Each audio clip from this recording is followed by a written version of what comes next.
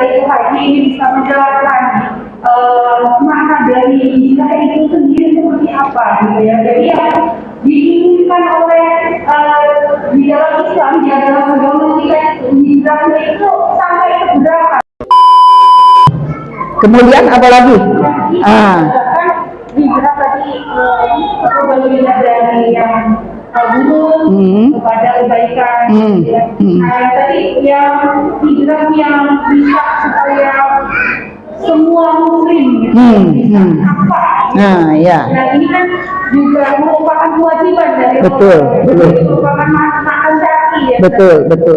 Jadi kan tadi hijrah itu nggak sepotong-sepotong ya, nggak cuma bajunya doang nih pakai busana muslim gitu ya, tapi dia masih suka. Oh, banyak sekarang remaja tuh, tapi bukan remaja yang kita ini, bukan ya. Itu remaja pakai kerudung, ibu-ibu ya, tapi kemudian datang ke tempat-tempat yang campur baur laki-laki dan perempuan gitu ya, terus joget ke tempat musik gitu ya, band. Kalau denger band apalagi dari Korea gitu, berapapun tiketnya dibeli. Begitu ketemu siapa tuh? Siapa? Ayo. Siapa? BTS gitu ya. Itu band BTS datang, masa bekas makannya aja dibeli 1 juta? Iya kan? Ya enggak? Oh, panitia bukan BTS tapi walaupun ungu. Ya, itu BTS. Bukan ya, ini mah bukan. Nah, ini panitianya bukan pecinta BTS.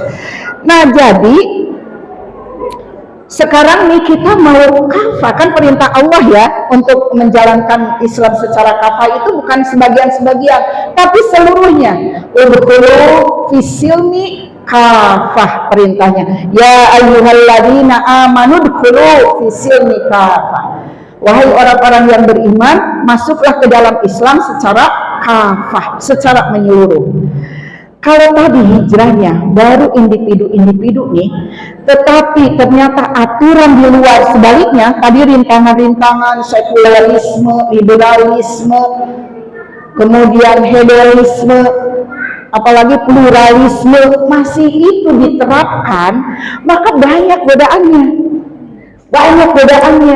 Maka berarti ibu-ibu kita nggak mencukupkan perubahan secara individu, perubahan masyarakat, tetapi juga kita harus menjadi para pejuang yang berjuang untuk menegakkan Islam secara kafah. Karena saat ini kan belum kafah, ya nggak Bu? Ya kan? Ibu-ibu nih contohnya, ini mah pertanyaan ke ibu-ibu. Ibu-ibu kalau riba itu hukumnya? Tuh, belum nanya udah haram katanya. Tapi sedikit jam jawabnya, Bu, riba itu hukumnya apa? Haram. Siapa di sini yang udah nggak riba?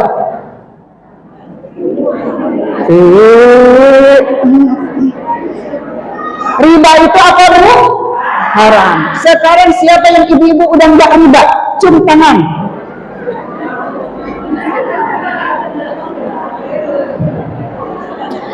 Haram, tapi yang ngacung 10,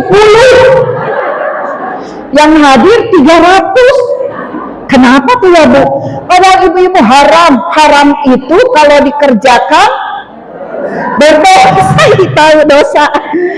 Kalau ditinggalkan berpahala. Kenapa tuh masih dijalankan? Kenapa?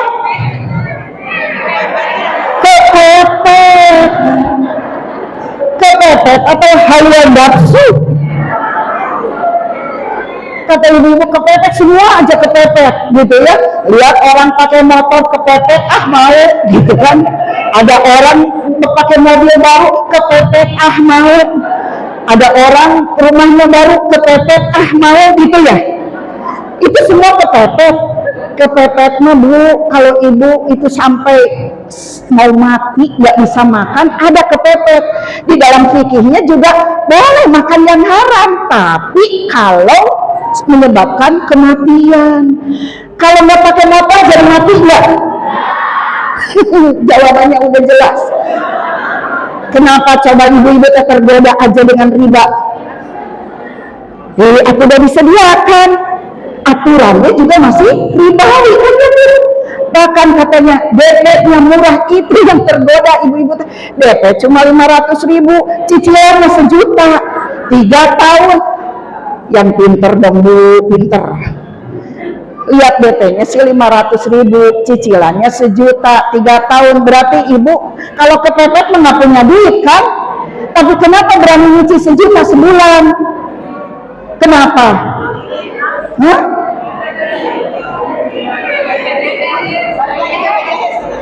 BPJS, Masya Allah, Masya Allah, balik lagi BPJS.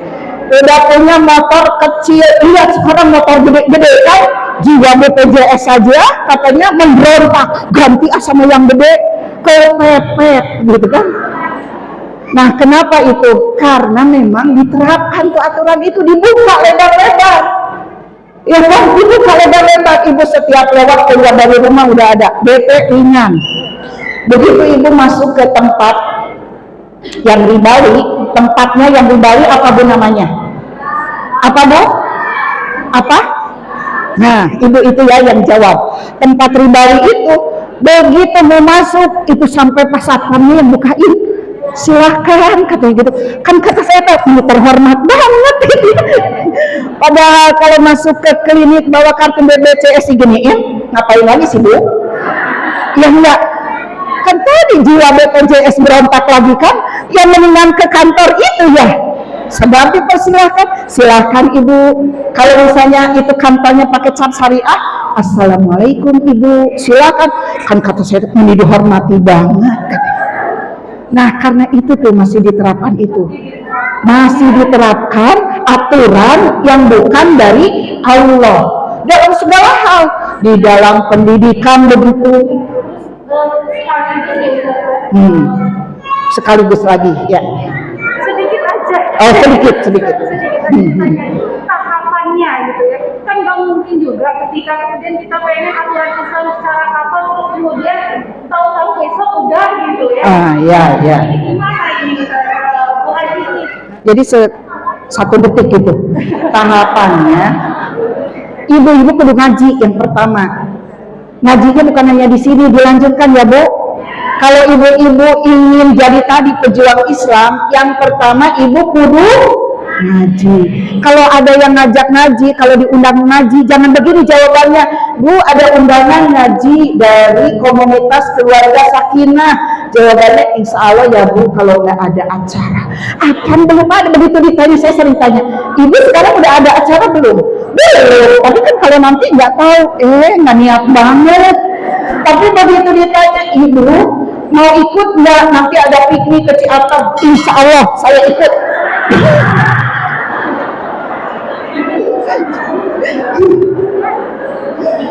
Jadi itu ya, ngaji yang benar. Dan syaratnya ngajinya ibu-ibu kudu ngaji yang terstruktur. Apa terstruktur itu dong?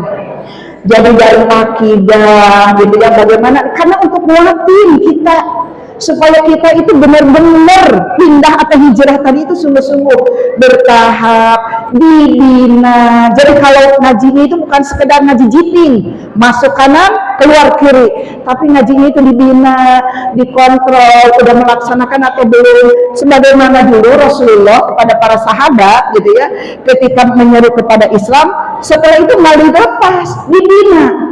Apa yang disampaikan sudah dijalankan atau belum, sudah dilaksanakan atau belum, udah didakwahkan belum, gitu kan? Setelah kalau ditanya ya, kalau misalkan sama pembinanya, Ibu gimana sudah melaksanakan, misalkan sholat, menutup aurat, setiap saat itu harus mau ya? Harus mau, karena ngajinya tuh ngebantu supaya hijrahnya semuanya. Kemudian tadi Dokter Karissa udah bilang juga, kita harus berkumpul dengan jamaah yang sama-sama memperjuangkan menegakkan Islam, dan kita jadi bagiannya. Jangan seperti umatnya Musa dulu, gini Bu, kalau umatnya Musa, tapi di sini mah kan umatnya Nabi Muhammad ya, nggak ada yang begini kayaknya. Yuk kita beriman kepada Allah, menyembah kepada Allah. Kata umatnya Nabi Musa begini, ya udah kau duluan, saya menunggu di sini aja. Begitu, ada nggak yang begitu di sini? Nggak ada ya kalau yang diajak ngaji itu hayu gitu semua ya. Kalau diajak berubah kepada ketaatan kepada Allah itu langsung insya Allah hayu bu gitu ya. Nggak ada ya udah ibu aja duluan, saya mah nanti belakangan. Kalau ibu tercapai, ibu selamat, baru saya ikut. Nah nggak begitu, tapi ikut terlibat memperjuangkan tegaknya Islam. Nah kemudian tadi berkumpul ya, tadi berjamaah, jadi itu tahapannya. Itu barulah nanti kalau misalnya ibu-ibu juga setelah tahu ilmunya berdakwah menyampaikan kepada yang lain, insya Allah gitu ya, masyarakat pun nanti akan terjadi perubahan gitu ya. Nah nanti insya Allah berpindahlah dari darul kufur ila daril Islam. Jadi itu ada negara yang menerapkan seluruh aturannya itu menggunakan Islam gitu.